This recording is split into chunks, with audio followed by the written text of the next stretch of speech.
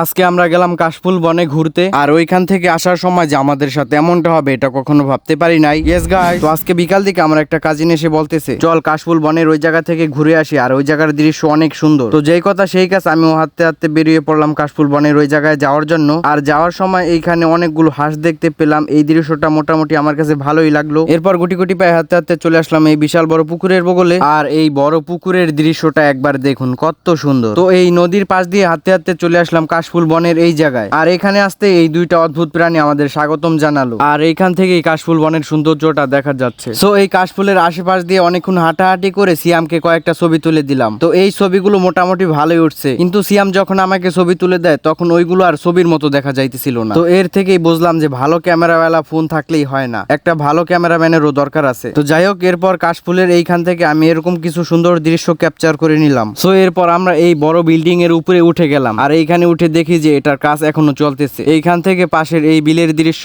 এবং কাশফুলের দৃশ্যগুলা কিন্তু ভালোই দেখা যাচ্ছে। আর এটার উপরে আমাদের সাথে একটা হুজুর এসেছিল, সেও দেখি এই প্রকৃতির সৌন্দর্যের ভিডিওগুলো করতেছে। আর দুই পাশে দুইটা মিনার আছে, আমরা এই মিনার দুইটায় চঙ্গ দিয়ে উঠে পড়লাম। এখান থেকে নিচের দিকে তাকালে মনে হচ্ছে যে চোখ খুলে নিচে পড়ে যাচ্ছে। অনেক ভয়ও লাগতেছিল এইখান দিয়ে হাঁটতে, তাই আমরা ঝটপট করে তাড়াতাড়ি নেমে গেলাম এইখান থেকে। এরপর আমরা বাড়িতে যাওয়ার সময় সাক্ষরে এইখান দিয়ে যাব। তো সাক্ষরে এই পাশে এসে দেখি যে এইখানের রাস্তায় পুরো কাদা হয়ে গেছে। তো এরপর কাদা পাড়াইয়া এই রাস্তার এইখানে চলে আসলাম। আর এইখানে একটা পুকুরের উপরে গাটলা দেওয়া ছিল, তো এইখান থেকে ভালোভাবে হাত মুখ ধুয়ে নিলাম।